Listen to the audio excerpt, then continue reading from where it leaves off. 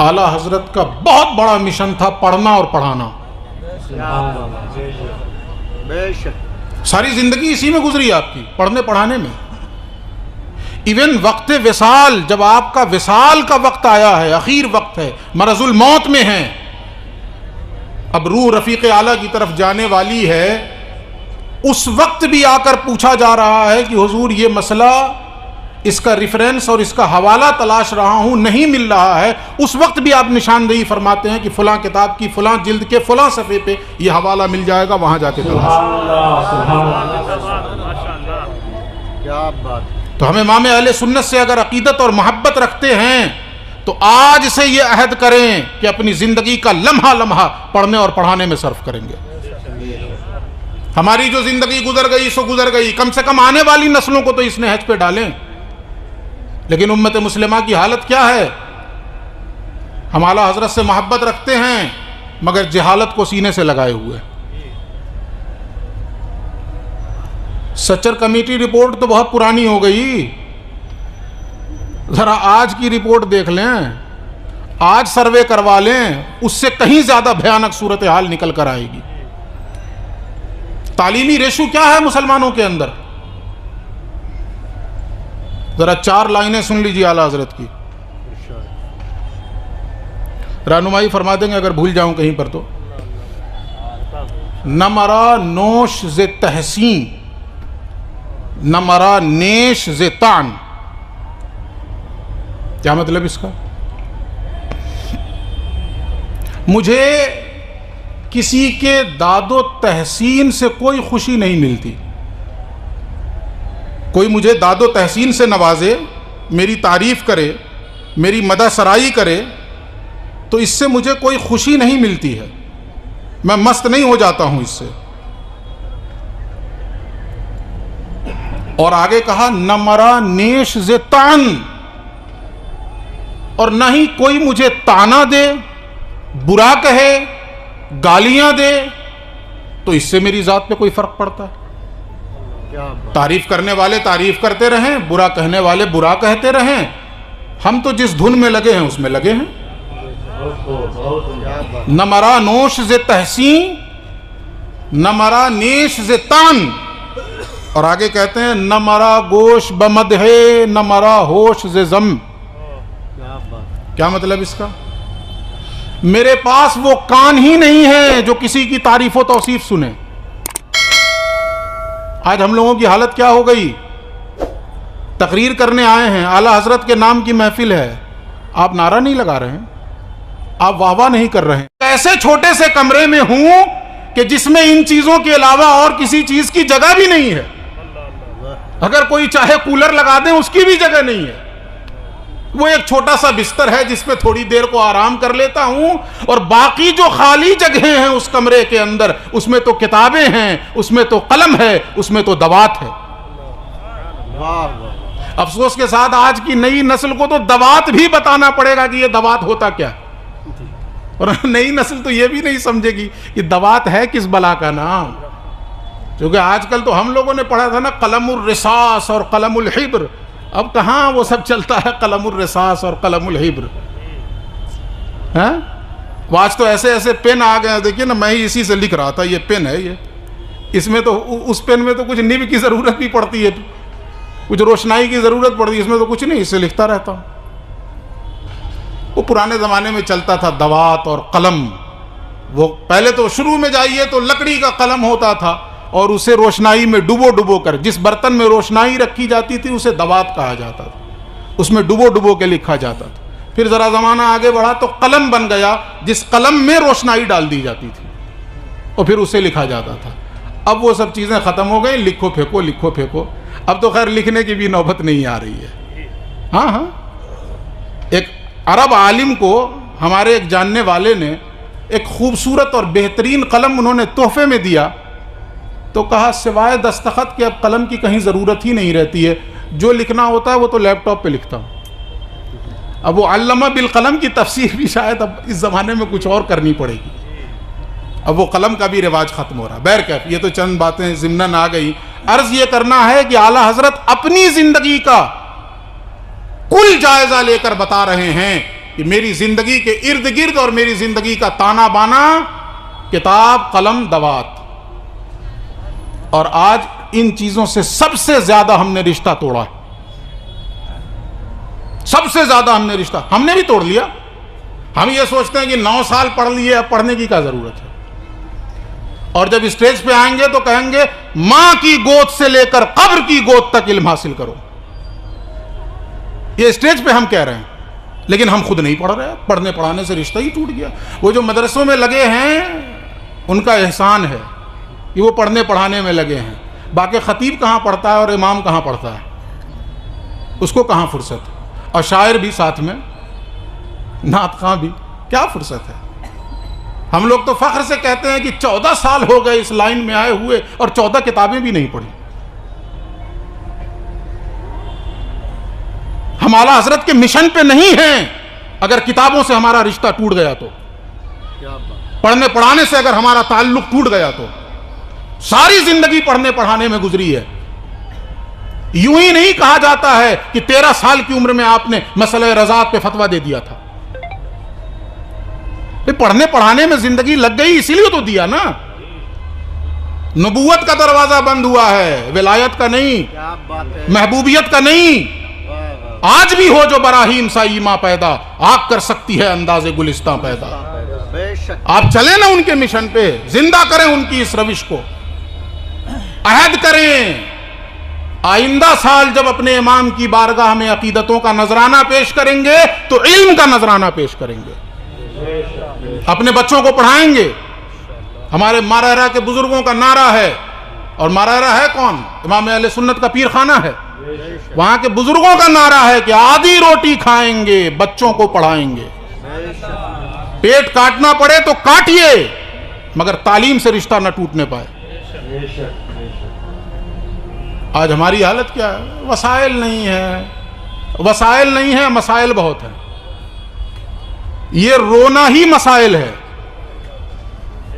اس کا شکوہ کرنا ہی مسائل ہے. ہم کہتے ہیں وسائل نہیں ہے، ہم کیسے پڑھائیں گے؟ ہمارے پاس تو وسائل نہیں ہے. اچھا مدرسے میں بچے کو بھیج دیا، اگر مدرسے کے ذمہ داروں نے کہہ دیا کہ 500 روپے مہینہ دیجیے، مدرسے میں بھی پیسہ لگے گا. ہم کہاں سے دیں گے؟ اور چندہ کر کے شادی کرے گا وہ، اور پڑھانے کے لیے اس کے پاس پیسے نہیں. کوئی گھر ایسا نہیں ہے جس گھر میں آج 4 یا 5 موبائل نہ رہتا ہو، اور کوئی موبائل ایسا نہیں ہے جس موبائل میں مہینے کا کم سے کم 200 روپے نہ لگتا ہو. یہاں خرچ کرنے کے لیے پیسے ہیں اور تعلیم کے نام پر خرچ کرنے کے لیے پیسے نہیں ہیں. میں بڑے درد کے ساتھ یہ فکر دے رہا ہوں. امام اہل سنت کی بارگاہ میں بہتر عقیدتوں کا نذرانہ یہی ہوگا کہ تعلیم کی روش کو عام کیا جائے، علم زندہ کیا جائے. آپ فرماتے ہیں میری زندگی میں ہے ہی نہیں اس کے علاوہ کچھ. اور یہ میں نہیں کہہ رہا ہوں، امام اہل سنت کا شعر میں نے آپ کو سنایا ہے. منم و کنج خمولی کے نہ گنجت دروے، جز منو چند کتابیں و دوات و قلمیں. میں، میرا کمرہ، اس کی تنہائی، اور اس کمرے میں جو چند چیزیں ہیں وہ کیا ہیں؟ کتابیں، دوات، قلم. ہم کمرہ بناتے ہیں تو یہ فکر بھی نہیں ہوتی ہے کہ قرآن شریف کہاں رکھا جائے. باقی کتابوں کو تو چھوڑ دیجئے. اے سی کہاں لگے گی اس کے لیے پہلے سے وائر کھنچوا دیا جاتا ہے. ہوتا ہے کہ نہیں ہوتا ہے؟ بولیے نا ایمانداری سے. اس کے لیے پہلے سے وائر کھینچا جا رہا ہے. ٹی وی جہاں پہ لگائیں گے تو تار دکھنا نہیں چاہیے، اندر اندر لے کے آیا جائے. وہ سارے انتظامات پہلے سے ہو رہے ہیں. لیکن میرے گھر کا ریڈنگ روم کون ہوگا؟ میرے گھر میں نماز گاہ کون سا روم بنے گا، اس کی فکر نہیں ہے. ہم مسلمان ہیں، ہم اہل سنت ہیں، ہم امام کو ماننے والے ہیں. بقول اقبال کہ تم تو صورت میں نصارہ ہو، تمدن میں ہنود. یہ مسلمان ہیں جنہیں دیکھ کے شرمائیں یہود. تم تو سید بھی ہو، مرزا بھی ہو، افغان بھی ہو، تم سبھی کچھ ہو، بتاؤ تو مسلمان بھی ہو. کیا فکر ہو گئی ہمارے. تو امام اہل سنت کی بارگاہ میں عقیدتوں کا نذرانہ پیش کرنے کے لیے کیا کرنا ہے؟ علم زندہ کرنا ہے نا. علم زندہ کرنا ہے. صرف علم ہی نہیں، عمل بھی ساتھ میں، عمل بھی. اور عمل کا نمبر 3 ہے. پہلا علم، پہلا علم، اور تیسرے نمبر پہ عمل، اور بیچ میں کیا ہے دوسرے نمبر پہ؟ جان ہے عشق مصطفیٰ، روز فزوں کرے خدا، جس کو ہو درد کا مزہ ناز دوا اٹھائے کیوں۔ عمل سے پہلے عشق مصطفیٰ، وہ عمل منہ پہ مار دیا جائے گا جس عمل کے پیچھے نبی کی محبت کار فرمانا ہو، رسول اللہ کا عشق کار فرمانا ہو، رسول اللہ کا طریقہ کار فرمانا ہو، وہ عمل منہ پہ مار دیا جائے گا۔ تو عمل سے پہلے عشق، اور عشق کے بعد عمل۔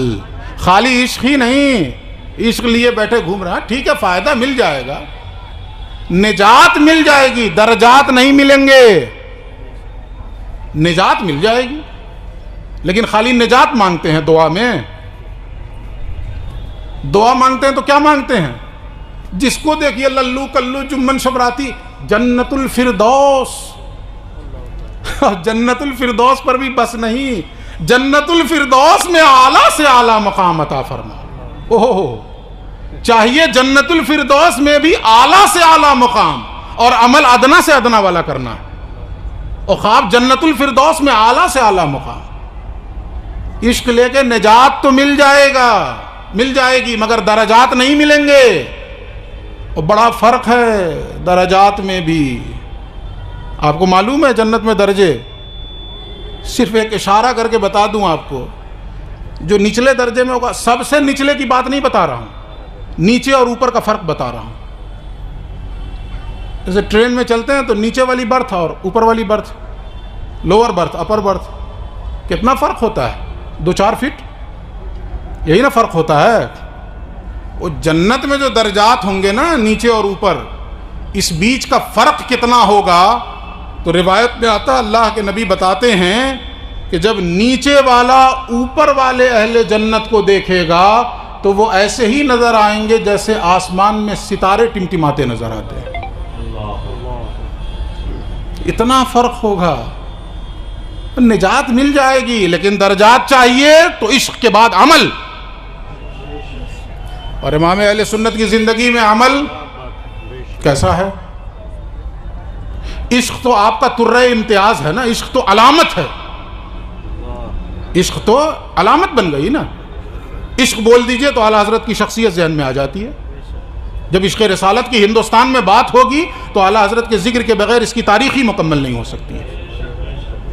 پھر عمل کیسا آپ کی زندگی میں؟ 2 جہتوں سے عمل بتاؤں گا۔ سب سے پہلی جہت، میں معافی چاہوں گا اپنی برادری سے، علماء سے، مشائخ سے، ائمہ سے، خطبہ سے، شعراء سے، سب سے بڑی معذرت کے ساتھ، امام اہل سنت نے کبھی دین بیچا نہیں۔ بہت سخت جملہ بول رہا ہوں، رکھیو غالب مجھے اس تلخ نوائی میں معاف، مجھے معاف کر دیجئے گا۔ علم کبھی نہیں بیچا آپ نے، خود فرماتے ہیں کہ ساری زندگی ہو گئی فتویٰ نویسی کرتے کرتے، لوگوں کو دین کا علم سکھاتے اور بتاتے بتاتے، لیکن اس پوری مدت میں اگر اس علم کے فروغ کے نام پر کسی سے ایک پائی بھی میں نے لی ہو تو وہ آئے اور میرا گریبان پکڑ لے۔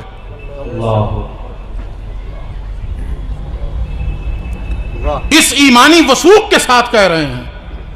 ہم میں ہے کسی کو یہ جرت کی کہہ دے کہ دین سکھانے کے نام پر اگر آپ سے ایک پائی لی ہو تو آپ آ کر میرا گریبان پکڑ سکتے ہیں؟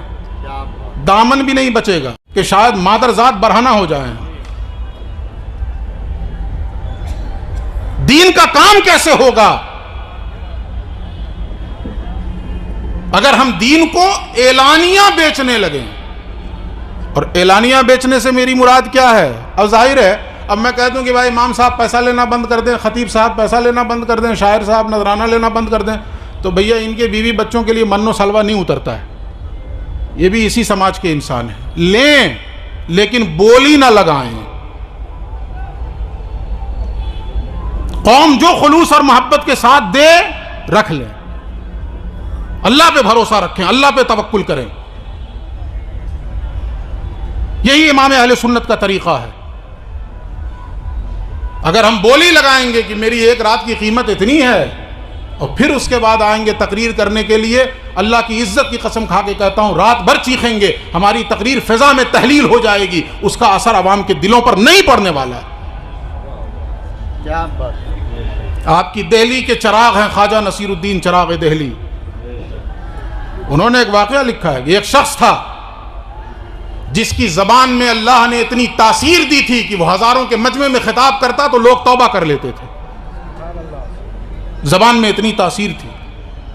وہ حج کرنے گیا, حج سے واپس آیا. اب جب اس نے تقریر شروع کی تو وہ تاثیر نہیں جو پہلے تھی. لوگ حیران و پریشان کہ معاملہ الٹ کیسے گیا. حج سے تو انسان اور دھل دھلا جاتا ہے, اس کے اگلے پچھلے گناہ معاف ہو جاتے ہیں, تو تاثیر اور بڑھ جانی چاہیے. یہاں تو معاملہ الٹ گیا, تو تاثیر ختم ہو گئی. ایسا کیسے ہوا؟ کسی نے ہمت کر کے پوچھ دیا ان سے کہ حضرت یہ بات سمجھ میں نہیں آئی. جب آپ حج سے قبل تقریر کرتے تھے تو آپ کی زبان کی تاثیر ہم لوگ دیکھا کرتے تھے کہ پورا پورا مجمع تائب ہوتا تھا. آج وہ تاثیر نظر نہیں آ رہی ہے. انہوں نے سر جھکائے ہوئے, آنکھیں ڈبڈبا گئیں, اور ڈبڈباتی ہوئی آنکھوں سے فرمایا کہ سفر کے جب حج کے سفر پہ جب تھا ایک وقت کی نماز قضا ہو گئی تھی. یہ اسی کی نحوست ہے کہ زبان سے تاثیر چلی گئی. ایک وقت کی نماز قضا ہو جائے تو زبان سے تاثیر کھینچ لی جائے, اور ہم اپنی بولی لگائیں اور پھر یہ امید رکھیں کہ حالات بدل جائیں. کبھی نہیں ہو سکتا. یہ خیال استو محال استو جنو, یہ خیال ہے, یہ محال ہے, یہ پاگل پن ہے, یہ نہیں ہو سکتا ہے. تو امام اہل سنت کی بارگاہ میں نذرانہ پیش کرنا ہے, اپنے علم کو محض اللہ کی رضا کے لیے عوام تک پہنچائیں. جو ادھر سے آ جائے اللہ کی مرضی سمجھ کے اسے قبول کر لیں. یہ ہوتا ہے نذرانہ. ورنہ اگر مانگ کے لیا جائے تو وہ نذرانہ نہیں, وہ تو قیمت ہے. وہ کہاں نذرانہ, وہ تو قیمت ہے. بولی لگائی گئی کہ ہمیں اتنا چاہیے, ہمیں اتنا چاہیے. معاف کیجئے گا ذرا تلخ بات بول دے رہا ہوں, اور اس لیے بول رہا ہوں کہ اعلیٰ حضرت کا فتویٰ ہے